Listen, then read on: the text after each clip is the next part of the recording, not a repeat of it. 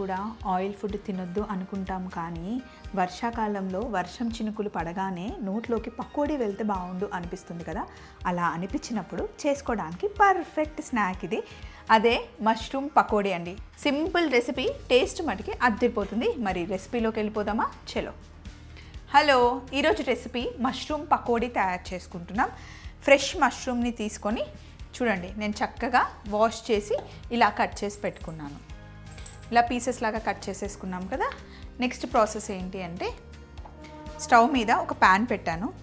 ఇందులో 1 tea spoon జీలకర్ర, 1 tea spoon ధనియాలు, అలాగే 1 టీ స్పూన్ సోంపు, జీలకర్ర, ధనియాలు పకోడీకైనా సరే, అప్పాలకైనా సరే ఈ మూడిటి కాంబినేషన్ చాలా బాగుంటుంది. అయితే మనం తీసుకున్నది 200 గ్రామ్స్ మష్రూమ్ అనమాట. దానికి అన్నిటికీ ఒక్కొక్క స్పూన్ వేసాను. ధనియాలు 1 స్పూన్, జీలకర్ర 1 స్పూన్, సోంపు 1 స్పూన్. వీటిని చక్కగా డ్రై రోస్ట్ చేసుకొని క్రష్ చేసుకోవాలి. ఎలాగో డీప్ ఫ్రై చేస్తున్నాము, కానీ క్రష్ చేయడానికి కొంచెం వేడిగా అయితే ఈజీగా పౌడర్ లాగా అవుతుందన్నమాట. కొంచెం వేడి తగలాలి అంతే. ఇప్పుడు వీటిని జస్ట్ చపాతీ కర్రతో మనం క్రష్ చేసుకుందాం. ఇలా ఫ్రై చేసుకొని టేబుల్ మీద వేసుకొని కొంచెం ఉప్పు సహాయంతో వీటిని మనం క్రష్ చేసుకుందాం. మొత్తం ఫైన్ పౌడర్ లాగా చేయకుండా కొంచెం మనం బరకగా చేసుకోవాలి.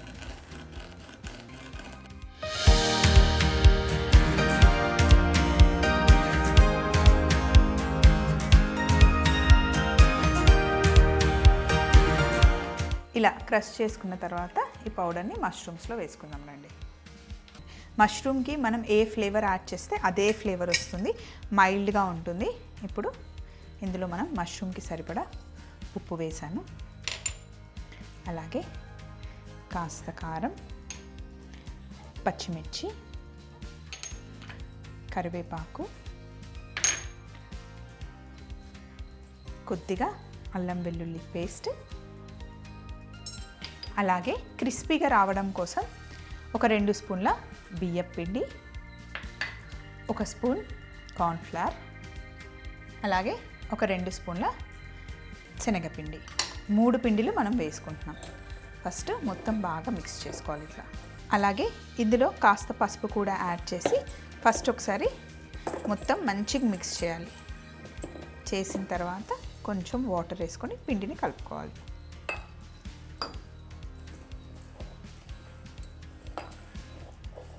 శనగపిండి, కార్న్ఫ్లవర్, బియ్యం పిండి కోటింగ్ చక్కగా మష్రూమ్స్కి పట్టుకోవాలి.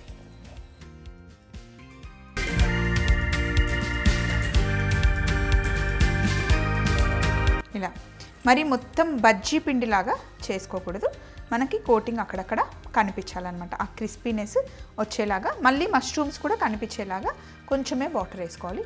పొయ్యి మీద నూనె పెట్టాను, నూనె వేడయ్యే లోపల ఇది కలిపేసుకున్నాం మనం. ఇప్పుడు ఒక్కొక్కటి ఇలా నూనెలో వేసుకోవడమే, దేనికదే విడివిడిగా వేసుకోవాలన్నమాట. పైన క్రిస్పీ కోటింగ్తో మష్రూమ్ చాలా టేస్టీగా ఉంటుంది. సేమ్ ఇదే ప్రాసెస్ మీరు పన్నీర్ కూడా చేసుకోవచ్చు.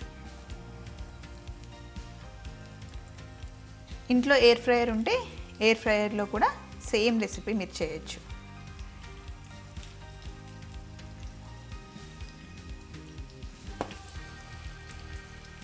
మరి ఎక్కువ స్పైసీ చేయకుండా కొంచెం మైల్డ్గా ఉంటేనే ఈ పకోడీ చాలా టేస్టీగా ఉంటుంది.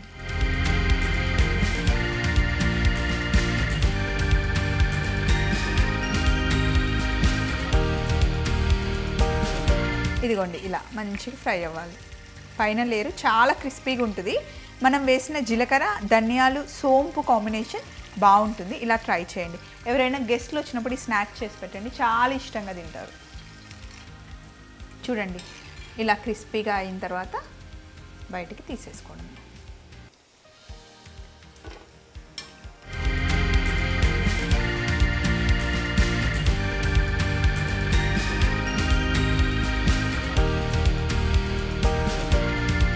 ఇలాగే మిగతావి కూడా ఫ్రై చేసేసుకుంటే మష్రూమ్ పకోడీ రెడీ అయిపోయినట్టే. కరకరలాడుతూ బాగుంటాయి. దీంతో పాటు టమాటో కచప్ అయినా సరే, మయోనైస్ అయినా సరే బాగుంటుంది. నేనైతే ఇలాగే ఎంజాయ్ చేస్తాను. రెసిపీ నచ్చిందా? అయితే మళ్ళీ ఇంకొక రెసిపీతో కలుసుకుందాం. Take care, bye.